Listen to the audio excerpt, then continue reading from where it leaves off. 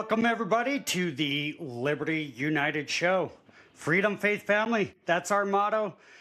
You're joining us, and we're excited for today's episode. We're going to be talking about the murder of America and also how we make a difference locally.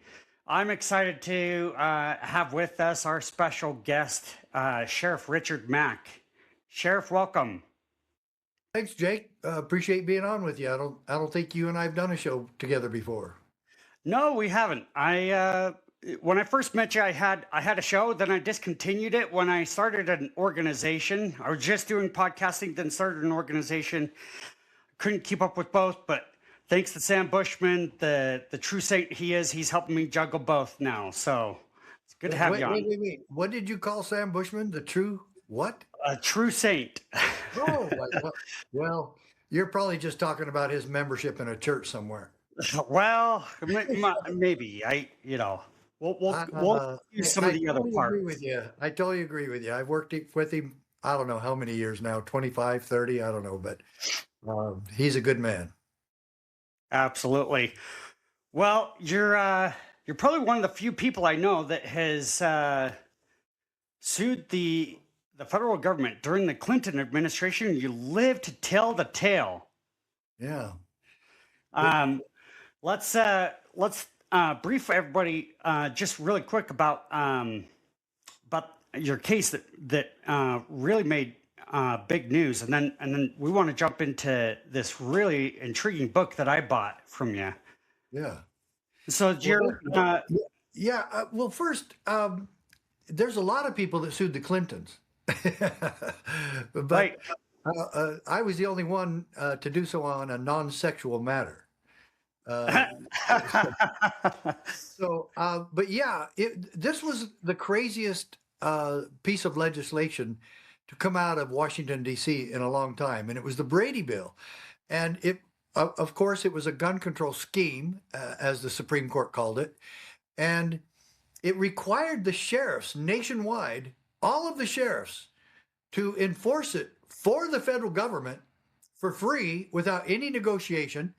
We just had to do it, spend our own budgets, and take care of it. And now get this, Jake.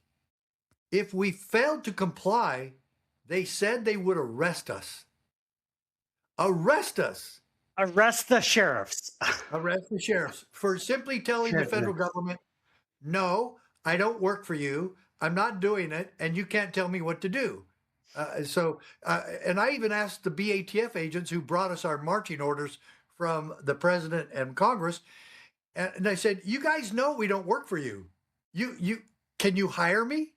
Well, no. Can you fire me? Well, no. Then what makes you think you can tell me what to do and arrest me if I don't do it? So yeah. I was really ticked off about it. All the other sheriffs were as well, but all of the other sheriffs, at least in Arizona, acquiesced. And I told them I'm not doing it.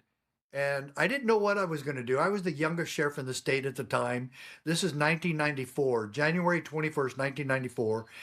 And I drove home, and it hit me when I pulled up in my driveway that I was to sue the federal government.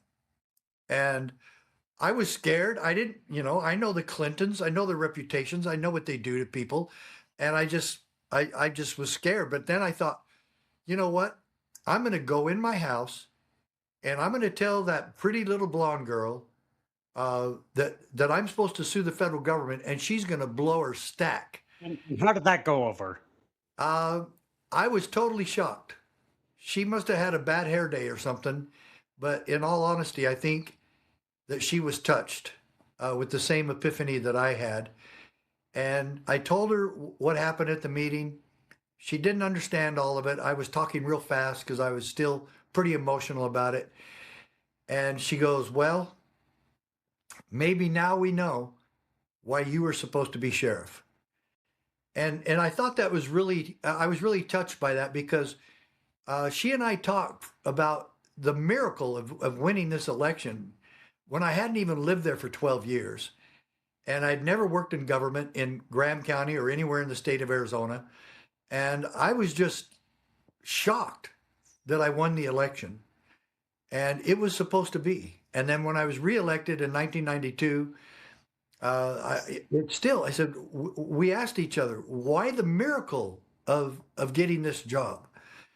And then when the Brady Bill came out, it all fell into place. And I didn't hold back, and I contacted the NRA, and I told them who I was and what I wanted to do, that I wanted to sue the federal government and stop the gun control and the violations of state sovereignty in the Brady Bill. And Richard Gardner was the lawyer I was talking to for the NRA, and his next line out of his mouth really changed my life forever. He said, "Sheriff, we're already preparing the paperwork on this case to go to court, and we've been praying that you would call." And Oh, wow. I'm not even a member of the NRA. What do you mean you don't know me? He goes, "We don't know you, but we're going to, because you're the first one to call, and we needed a sheriff to call, and you did it." So on February 28th, 1994, my lawyer, along with the NRA lawyers, filed in federal district court in Tucson, Mack v. US, the very day the Brady Bill took effect, February 28, 1994. And then 6 other sheriffs joined the lawsuit, but I was by myself for about 6 weeks. I was the only sheriff in the entire country, and I did not want to be the only one. I was thrilled when Sheriff Printz from Montana joined the lawsuit, and then one from Texas, one from Mississippi, one from Louisiana, one from Vermont, and one from Wyoming joined with Sheriff Printz and me, who had already filed. So there were 7 of us out of 3,086 sheriffs. Sheriff Printz and I ended up at the U.S. Supreme Court in December of 1996. And then June 27th, we're coming up to the 29th anniversary of this whole thing. June 27th, 1997, Justice Scalia wrote for the majority in a 5-4 split decision saying the sheriffs were correct and that the federal government had exceeded their authority, and that, now get this, and that the federal government has no authority to commandeer sheriffs or anyone else in the states, and that the states are not subject to federal direction. And folks, this is the most powerful 10th Amendment decision, state sovereignty decision in the history of America. This really is a monumental case law. Sheriff Mack, the supremacy clause is often the one abused to try to push this narrative that anything federal is the supreme law. But we need to take a closer look at that clause. It says the laws in pursuant thereof. In pursuant to the Constitution. That was misquoted a whole lot. And people who know better have misquoted it intentionally. But for in order, there's a condition upon which the federal government has supremacy. They have to follow the Constitution. If they're not following the Constitution, there is no supremacy for the feds. And this is where you mentioned the 10th Amendment. This is where the 10th Amendment is just so crucial because a lot of people believe that the federal government can do anything so long as it's not infringing on the 10 amendments, which the Brady Bill infringes on the Second Amendment. But regardless, I remember my first conversation with you, Sheriff Mack. It was at Freedom Fest. I believe it was either 2021 or 2022. And I came up to you and I said, I had this epiphany that we get into this little tussle on semantics with the left about well-regulated militia and stuff. But at the end of the day, even if we take the Second Amendment away, the way that the federalism works is that the federal government can only operate on the enumerated powers in the Constitution. Is there any enumeration to regulate guns in the Constitution? No, there's not. None whatsoever. No. None whatsoever. Quite the opposite. Quite the opposite. It's expressly forbidden. Right. So the 10th Amendment is so crucial because a lot of people don't know that they are bound to specific defined powers. And you represented that with your case, that they do not have the ability to come in and just give marching orders to local government. That's exactly correct. But the crazy thing of it is, and I believe this is because of partisan politics, the federal government expects the sheriffs and governors and city councils and others throughout the 50 United States To do to their do what they're bidding. told, to take orders from the Democrat Party or the Republican Party. And then if they want endorsements or fundraising, they better go along. And this is why Washington warned us in his farewell address that the two-party system is extremely dangerous to the principles of freedom. That actually lays perfectly into the next segment where we get into your book, because your book talks about just the awful evils that the Democrat Party has done. And I think both you and I know that both parties have been chipping away at our freedom. And so it's not that the Republican Party's here to save us, but we do need to recognize that there's an agenda, and that's been at play. Share with us the full title of the book. I said The Democrat Murder of America, but there's a longer title, right? Yes, there's a subtitle. And so the Democrat Murder of America. And here's the book. I, of course, have it in my hand. And I want everyone to really look at that. You know, the jackass with a knife in its hoof, stabbing the Statue of Liberty in the back, murdering Miss Lady Liberty of America. And so the Democrat Murder of America, and then the subtitle, Demagoguery in the First Degree. Demagoguery. That really is true. And demagoguery just absolutely fits partisan politics on both sides. But there's no question that the Democrats are worse. And one of the reasons they are worse is because they have 90% of the mainstream corrupt media on their side. And both of them, the Democrat Party and Democrat politicians, and whoever the president is of the time, especially Obama and Biden, knew that all three of them needed to be together: the White House, the Democrat Party, and the media, in order to make sure that the people of the Democrat Party and the people of America believe their demagoguery. And that's partisan politics and influence from the party to make sure they're scaring people, that they feed on the fears and emotions and ignorance of the voters. And they achieve brainwashing through their demagoguery. And so it's not just the murder, it's the entire corruption of the Democrat Party that knows propaganda schemes and brainwashing really do work. And if you tell a lie often enough, the people will start believing it. And that's really the problem with our entire country. Well, you bring up an example of brainwashing. So many people today think that the racists are the conservatives. And are you going to find people that don't fit the general stigma on either side? The stigma, you can, but generally speaking, let's look at history, and this is where your book does a good job. Who was behind the Ku Klux Klan? Who was behind Jim Crow? Yeah. It was Democrats. Who was behind slavery? And who murdered Abraham Lincoln because he freed the slaves? These were Democrats. These were Southern extremists, and just absolutely horrific things that they will do when they get so emotional. And then you compare that today. A lot of Democrats celebrated when Charlie Kirk was assassinated.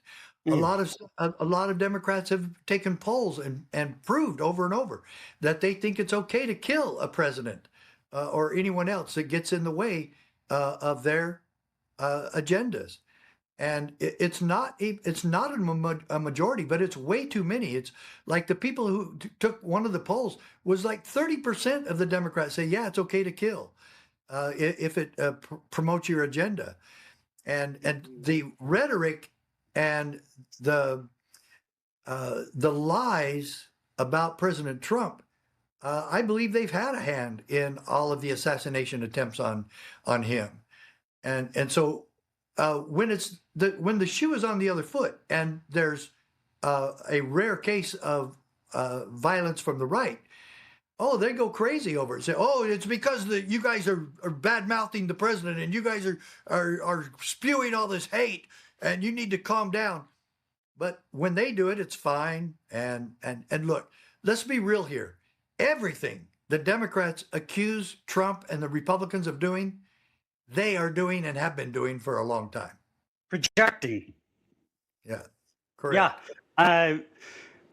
The abortion thing. Look, let's look at Planned Parenthood. Margaret,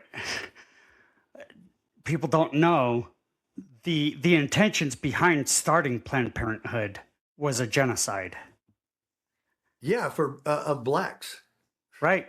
Yeah. They were going after the blacks, and isn't it astonishing that most of the abortions now today are black children? And so why? What is going on? And I'll go back to one of my favorite quotes in the book. I talk about in the book, we talk about in the book, a conversation that Charles Barkley had with his mother. And I like Charles Barkley. He was a very confident and cocky basketball player, but he was really good.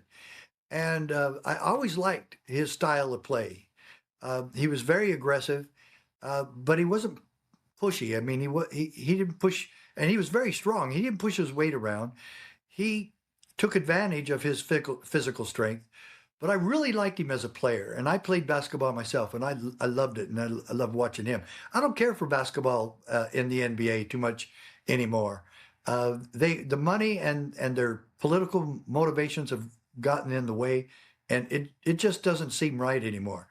But what he said when his mom called him, he said, "Charles, why are you a Republican?"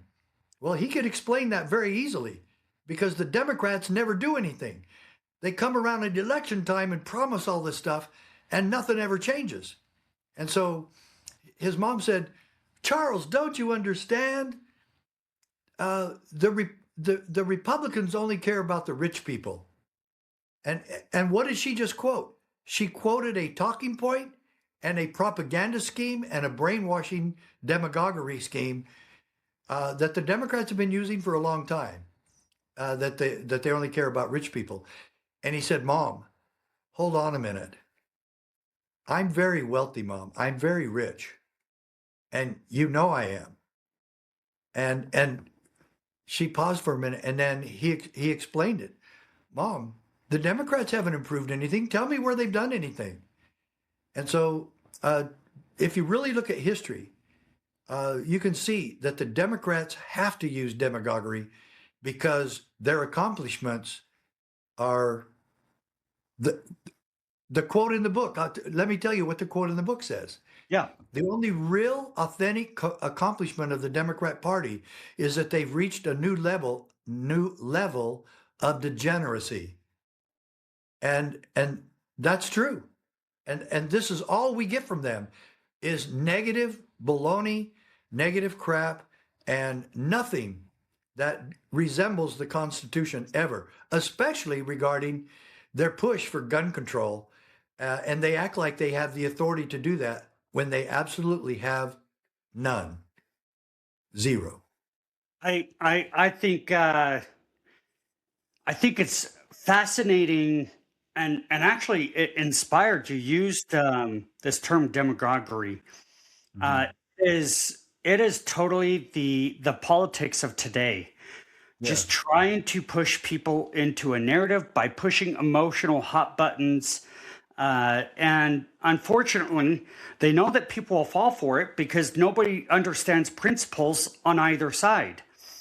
Even those, there's like this down with America. America is so systemically evil on the left, but then even on the right, there's this I love America, but it's very nationalistic and just tribalistic. Anything my side does automatically good just by virtue of not being the other side. And everything in politics is just today is just a demagoguery because the people do not understand principles. Do you Well, think that? Do you think that the issues we're facing today that have a long trail from the Democrats, but even from Republicans, do you think these issues are more political, more spiritual, or more cultural? they're just more corrupt. It's what the federal Yeah. what the people have allowed in this country, and we have allowed it. We've fallen asleep at the wheel, and we did the biggest mistake. You kind of alluded to this. We've made the biggest mistake that could possibly be made by a free people. We turned over our individual liberty and the security of our country to a bunch of corrupt politicians on both sides of the aisle. And now we have to undo it. We have to raise up and stand together and remedy this horrible situation. And we've got to wake up to our awful situation before it's too late. And I know we say this every year, but I really don't think we can survive this election, and for sure by the time we have the presidential election in 28. If Democrats take over this time and they increase it in 28 with a communist president and a communist vice president, and how about this for to scare you to death? Maybe I'm using a little demagoguery here myself on you, but let me go ahead and try this, because this is actually a very true scenario. It's not too far from reality that Kamala Harris is the presidential nominee for the Democrat Party, and her running mate is Alexandria Ocasio-Cortez. Oh boy. How would that one strike you? And we're going to be in trouble no matter who the Democrat Party nominee is, but that right there is a disaster, and there's no way we survive that. No way. I'm telling people, communism isn't coming; it's here. It's How here. much? How much are you going to allow of it? Well, let me read that communism line there that I have Yeah. that kind of really takes off and segues what you just said. So on page 102 and 103, I'm talking about Nikita Khrushchev. He assumed leadership of the Soviet Union after the death of Joseph Stalin in 1953. Khrushchev's leadership position was that of General Secretary of the Soviet Union Communist Party. So the number one leader in the Soviet Union was who? The Soviet Union Communist Party leader, and he was like the dictator for the Soviet Union. He was number one man. He was like the president, the dictator, whoever, Yeah. the prime minister, and now he really got going. And the Communist Party wanted him to go after America, and he did. Now, around 1960, 1961, I was like 8 or 9 years old, but I always saw him on TV and places and talked about at school, and he scared me to death. He was fat, he was ugly, he was mean, he yelled, and he got these grimaces, and this is what he told America. This is page 103 in our book, and the chapter is Socialism is Legalized Plunder, and it's worse than that, actually. So here's Nikita Khrushchev talking to America. You Americans are so gullible. No, you won't accept communism, not outright, but we'll keep feeding you small doses of socialism until you finally wake up and find that you already have communism, just like you said, exactly as you said. And we Yeah. are. And we're embracing it through especially the Democrat Party. Now, he said, we do not have to invade the United States. We will destroy you from within, whether you like it or not. History is on our side. We will bury you. Nikita Khrushchev.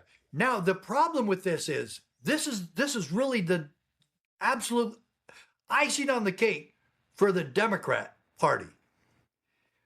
Nikita Khrushchev's predictions and warnings and threats have all been implemented and put in place by the Democrat Party. Do you Democrats, do you Americans understand that? Where we have gone in just 60 years. We have gone from fighting the Cold War, fighting World War I, fighting World War II, fighting Korea and supposedly Vietnam, all to stop or limit or contain communism. And what are we doing today? We are now embracing it. We're electing a socialist in New York City. Yeah, of course. Oh, worse. It's happening all across the country. And now we are embracing the very threats. We don't need Nikita Khrushchev now. We have the Democrat Party. I was about 4 years ago. I was at a function where somebody said, "Oh, Jake, socialism would never come to America." They said, well, that's funny. FDR started it in 1934 or so. They said the American people wouldn't allow it. I said, socialism. We've been living under socialism. What's underway is communism. And they were laughing and gawking. And then I just said this. I said, have you ever read the Communist Manifesto? They said, the what? Yeah, read it. Yeah. I said, before you tell me what is or is not socialism, how about you read it from the horse's mouth? I've read the manifesto, and all 10 planks are implemented today. Yeah, it's all there. I mean, that just shows how ignorant and naive and wrong so many Americans are. We've gone to sleep. That person that said that has gone to sleep. Do they know what the Constitution is? Do they know what the Communist Manifesto is?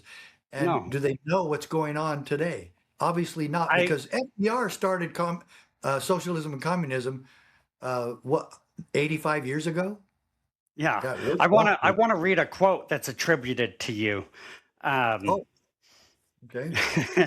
I really like this. Let's display this. It says, "The greatest threat to America is not foreign enemies, but our ignorance of the Constitution." Yeah. Well, I love it when people quote me because that was absolutely true. And yeah, I appreciate you putting that out there, because folks, the reason I wrote the book, the reason I wanted to accept the offer from Daniel Perkins, a very prolific author in his own right, very good author, but this is the first nonfiction book he's been a part of, and the reason I did it is because I believed in the idea he was sharing with me, and we did this to save our country. We did this because we love our country, we love our children, we love our grandchildren, and we want this to turn around. We want to save America. And folks, we the people are going to have to be involved. And that's why I'm asking every single one of you, go to our website, murderofamerica.com. That's all, just those 3 words, all one word, murderofamerica.com, and order the ebook. And today we had one person order 2 of the paperbacks and 1 of the ebooks. And they're actually doing what we suggested. Buy 2 or 3 of them and send them to your favorite Democrat. And we all know that we have friends and family that are good people that have been fooled by the Democrat Party. What we want everyone to do now is to recognize that and stop going along with evil parties. No, just stop going along with evil. Adhere to the Constitution, adhere to the American dream, and reject anything that doesn't coincide with our Constitution. And if there's anything in the Constitution that doesn't follow God's law, then for heaven's sakes, God's law comes first, then the Constitution. But I haven't seen too much in the Constitution that violates God's law. The purpose that the founding fathers were pursuing is exactly that we were a Christian nation, and that we indeed want to make in the Constitution the Ten Commandments and the principles of liberty that were established by God. And so this is really where we're going, and this is where we're at. So, folks, the scary thing about this historical review of Nikita Khrushchev is that we're doing it. We're doing everything he said, and we're experiencing it, and we're actually aiding and abetting his warnings. They've been coming to fruition for quite some time, just as you alluded to, Jake. Silence in the face of evil is in itself evil. Evil. I think it is high time that people wake up to the fact that Sheriff Mack, I'm just amazed how many people. I posted on social media the other day. I said, this 4th of July, consider before you celebrate. Consider whether you're willing to defend the values of the founding of America. Because why celebrate something you don't believe in? And if you believe in something, I believe you should defend what you believe in. And so if you're going to believe in something, you should defend it, which then means you have to ask yourself, do I believe it? And then celebrate what you believe in, but don't celebrate something you don't believe in. So I was going through all this thought train that the 4th of July is more than just red, white, blue, apple pie, and fireworks. Yeah, that you're celebrating something. And if you're going to celebrate it, that means you believe in it and you should defend it. And I said, do not celebrate this 4th of July if you're not willing to do something to defend freedom and liberty. And somebody came on there, they said, I am grateful for our country. Sure, I might not agree with every bit of policy, but I still think America is the best country, and I love America. I want to celebrate America. And I just think that so many people have no clue how bad things are, and that we're at a tipping point right now where socialism you've already been living under socialism. You've just been conditioned to it. You don't know what it's actually like to be free when you're in the cage. But we're at a tipping point where America is going to tip to communism any minute if we don't stand up. Well, that's absolutely true. We're seeing it. But the thing of it is, why can't other people, if you and I see it, why can't other people see it? and the mainstream. I think there's something in a scripture about what happens when you fall into the mainstream and you let go of the iron rod and you let go of the Constitution. You're going to fall into the mainstream. And the only thing that happens there is hurry up and get out of there and wipe off the muck and mud and slime and scum and repent and return to those basic fundamental principles. Now, there's one thing that this book is not. It's really not very religious. And people say, you have to return to Jesus if this is all going to happen. Look, no one's denying that, and no one's ignoring that. But we're trying to get people to recognize the danger and destruction and the murder of what's going on, especially with the Democrat Party. And you could look at all sorts of different murders. Marilyn Monroe did not commit suicide. Vince Foster. And there was a book called The Sovereign Individual written in 1998 by two renowned international economists. And they attacked Hillary for the cattle futures investment that she made that made her hundreds of thousands of dollars. And they said that that was impossible. A study out of University of Florida said by an economy class said it was 1 in 33 trillion that she did that honestly. So I kind of paraphrased that and said, it's 1 in 33 trillion that Hillary Clinton is a good person. Yeah. And then we haven't even mentioned, but Hillary and Bill Clinton are synonymous with corruption, and they have been ever since they hit the stage. I mean, Bill Clinton and Mena, Arkansas. There was a movie with Tom Cruise, the American. Anyway, he flew a plane for drugs and whatnot, and he was arrested once. And all he had to do is tell her, "Hurry up and get the governor of Arkansas. Get the governor on the phone and tell him you have me here, because he's going to walk me out of here." And sure enough, that's exactly what happened. And so this is so corrupt, folks. You can't even believe how corrupt this is. But look, you want to know how corrupt it is? Look at one little thing, or look at one horrible, gargantuan thing. And that is that the left actually says this, and this started with Barack Obama, that it is a constitutional right for a woman to murder the baby in her womb. He said that. Now, he didn't say murder them, to have an abortion, sure. And then the Democrats already came up with this, and this happened under the Clinton administration, and then it went stronger since then, a partial birth abortion. Everybody get that? That explains exactly what's happening. The baby is being born, and it's partially born, and they kill it before it gets completely out of the mother's canal. Just because the full baby has not left the womb, right? They believe they have the right to take a human life. Obviously, it's not a bunch of dead cells, as many of them try to rationalize and say. This is so horribly wrong and evil. And then the former governor of Virginia actually said, while he was governor of Virginia, Northrop, is that his name? Anyway, I'm not really good at names. I'm good at faces. But he said, if a baby happens crazy-wise to survive an abortion attempt and it lives, we will make sure the baby's comfortable while we make sure it dies. In other words, while they kill it, while they murder it. And how many Democrats came out and said, "I'm sorry, I'm leaving your party, I'm leaving this. I was with you when you said, you can have one in the first trimester or stuff like that.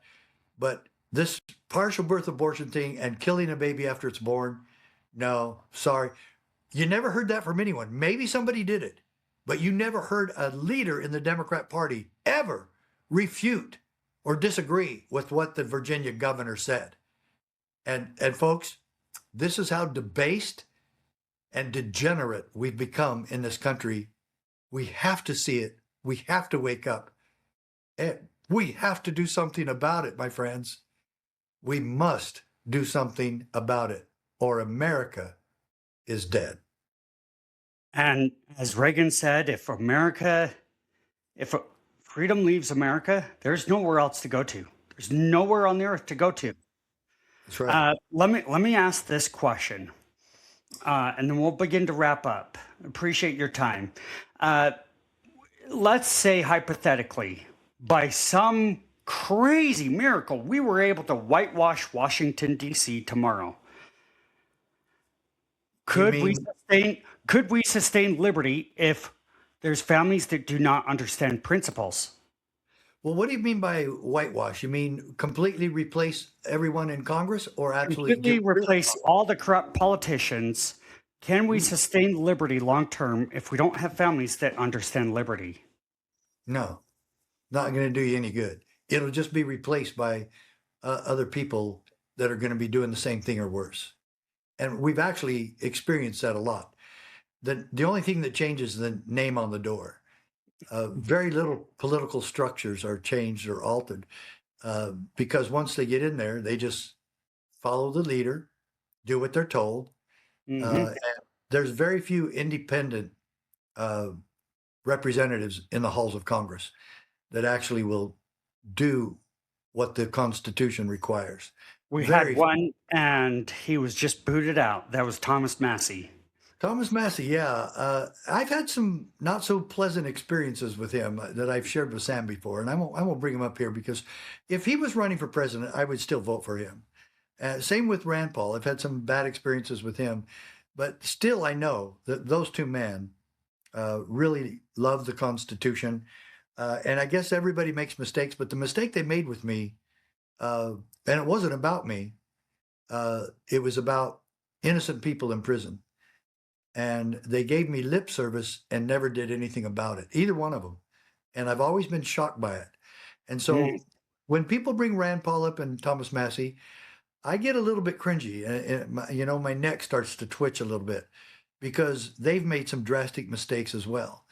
I think, though, that the difference would be they would admit it and apologize and correct it. That's one thing politicians hardly ever do, unless it's going to get them a big donation. Well, this is the issue with putting people on a pedestal. I bring up Massey because I'm impressed with his willingness to stand out from the flock. Yeah. But when there's a movement such as, I'm going to call it out, MAGA, when there's a movement or a culture where you put someone on a pedestal instead of individuals devoting themselves to God and true principles, then you're just asking for a recipe of disappointment when you're expecting a pedestal. Yeah. So Of course. I think it's so important that right now more than ever, families the most important governing unit, and that's one of the things that both parties, the Republican Party just removed its pro-life plank from its party platform a year or two ago. Many people don't know that. But especially the Democrat Party has attacked the family unit. Yeah. And I feel so firmly that we need to come back to the fundamentals and we need families to teach. That is where education lies, is the family unit. That's where we cultivate education. What do you want our listeners to take away with? Well, I want you to know that I talk about the situation with Rosa Parks being arrested for not giving her seat to a white man. And I play on that and I make it very contemporary. We also discuss Martin Luther King and his most powerful speech ever was not the one in front of the Lincoln Memorial of I Have a Dream speech. His best was the greatest purveyor of violence in the world was the United States government during Vietnam. And so we take that to the next level. And so he actually said that, and he got threats afterwards. But this is very coincidental. He said that 1 year to the day that he was assassinated.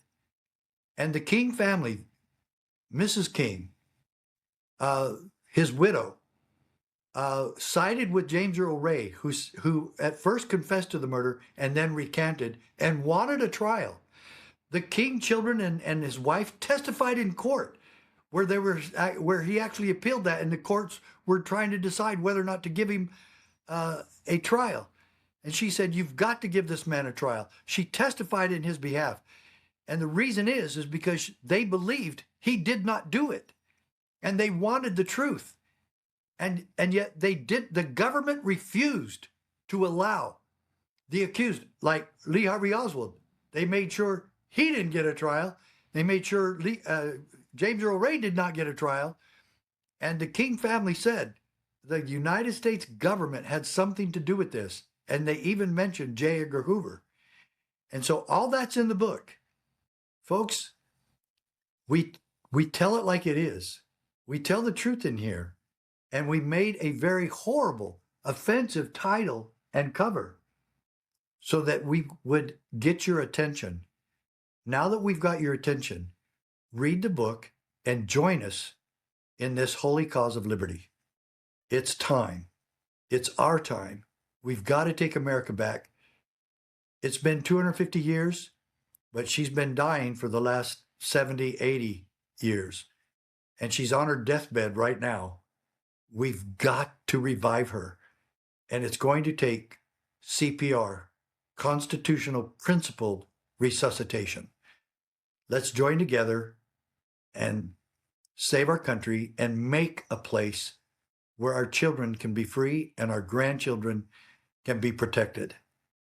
Thanks so much for having me, and God bless everybody, and God bless our Constitution. Absolutely, yes. We this is a fight for mankind. It is. This is the last stand on earth, America. Yep. Our founders would not have sacrificed their wealth, their sacred honor.